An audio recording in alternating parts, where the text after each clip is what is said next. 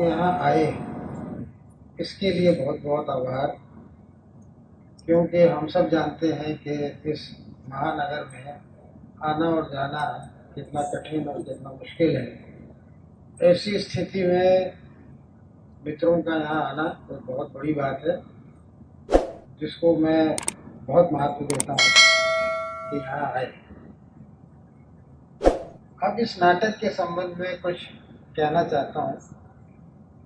आप सब जानते हैं कि पिछले लगभग 40-45 साल से मैंने जो लेखन किया है, उसका स्वर और उसकी जो दिशा है वो कुछ ऐसी रही है कि मुझसे ये आशा नहीं की जा सकती थी कि मैं इस प्रकार का नाटक लिखूंगा इस विषय पर। और जब मैंने मित्रों से ये कहा कि मैं ये नाटक लिख रहा हूँ, तो एक खतरा था। खतरा ये था कि वो ये कहेंगे कि मैं बदल गया, मेरे विचार बदल गए। अब देखिए, मैं मध्यकाल के भक्त कवियों पर नाटक लिख रहा हूँ, और ये क्या हो गया, कैसे हो गया। शायद ऐसा तो नहीं है कि समय के साथ ये बदलाव आ गया हो, लेकिन लेकिन इस खतरे को उठाना जरूरी था। और मेरे ख्याल से जब तक खतरा नहीं उठाया जाता तब तक कोई रचना नहीं हो सकती। खतरा उठाना जरूरी है। मैं ये जानता था कि मैं इस नाटक को क्यों लिख रहा हूँ। अभी जैसा आप लोगों के सामने बात आई कि ये मध्यकाल का नाटक है, लेकिन आज हमारे जीवन से बहुत करीब और जुड़ा हुआ है, और खास तौर से 2-3 जो इसके मुद्दे हैं। आज हमारे समाज में राजनीति केंद्र में है, जबकि उसको केंद्र में नहीं होना चाहिए। केंद्र में राजनीति को नहीं होना चाहिए, केंद्र में होना चाहिए कलाओं, साहित्य को, संगीत को, नाटक को।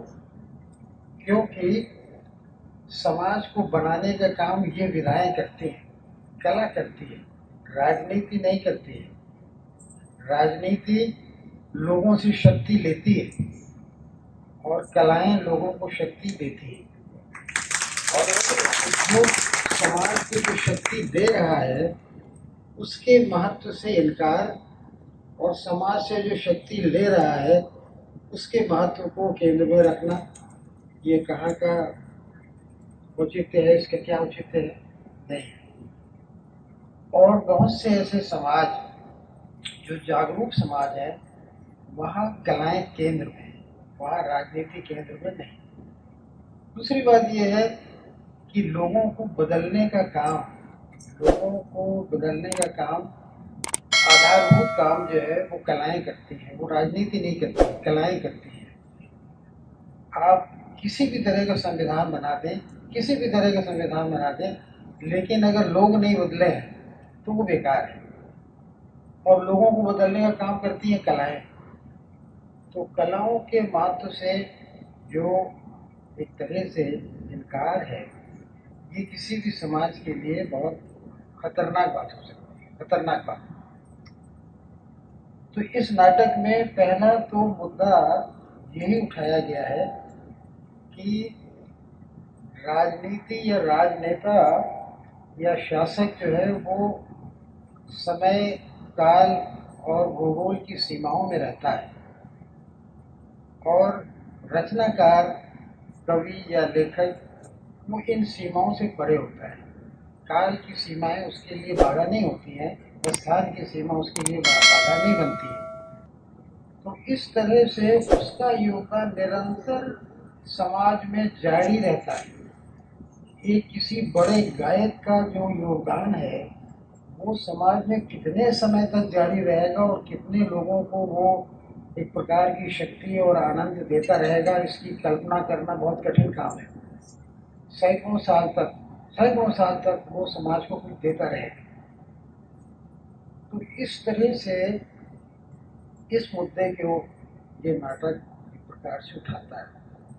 दूसरा एक रोचक और बहुत आज से जुड़ा हुआ विषय जो है वो है भाषा का, कि ज्ञान के ऊपर भाषा का ताला लगा होता है। जब तक आप भाषा के ताले को खोलेंगे नहीं, तब तक वो ज्ञान प्राप्त नहीं हो सकता है। तुलसीदास ने भाषा के इस ताले को खोल दिया। भाषा के ताले को खोलने का मतलब बहुत क्रांतिकारी था, आज भी है। अगर आज कोई भाषा के ताले को तोड़ेगा तो बहुत बड़ा क्रांतिकारी काम करेगा वो, क्योंकि फिर वो ताला खुल जाएगा तो ज्ञान जो है वो सब लोगों तक पहुंचेगा, और जब ज्ञान लोगों तक पहुंचेगा तो समाज में कुछ ऐसे परिवर्तन आएंगे जो परिवर्तन जनहित में होंगे, लोगों के हित में होंगे। तो भाषा के संबंध में जो तुलसीदास ने किया, अगर हम उसको आज से जोड़ के देखें तो लगता है कि ये हमारे लिए भी एक चुनौती है।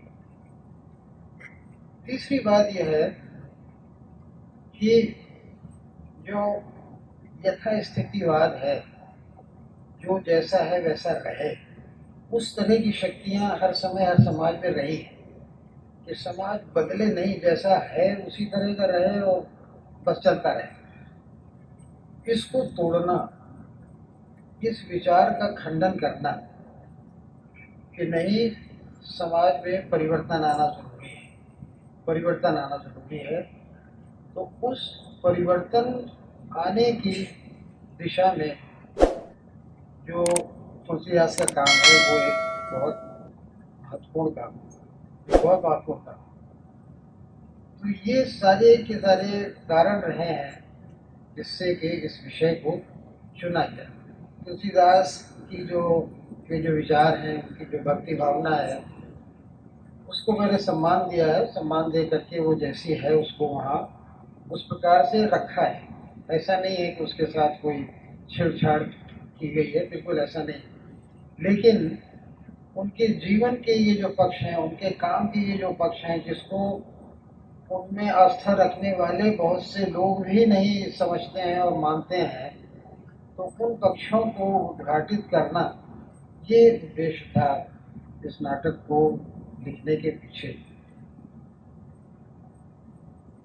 राजपाल ने इसको छापा, लोगों तक पहुंचाया, और भी लोग इसको देखेंगे। रैना साहब हमारे जो हैं वो इस नाटक को करने जा रहे हैं, और ये बहुत अच्छी बात होगी। इससे पहले नाटक उन्होंने मेरा किया है वीर गति नाम से, बहुत अच्छा नाटक किया था, बहुत अच्छा था। तो इनके निर्देशन से और इनके काम से हम सब आश्वस्त हैं कि वो बढ़िया काम होगा। तो कुछ दिनों के बाद वो नाटक मंच पर देखने के लिए मिलेगा, और निश्चित रूप से उसका और फिर फैलाव होगा और लोग उसके बारे में बात करेंगे, चर्चा करेंगे। एक बार फिर मैं सबका आभारी हूँ कि आप लोग यहाँ आए, इसमें हिस्सा लिया, और यूट्यूब बिरला फाउंडेशन का बहुत बहुत धन्यवाद।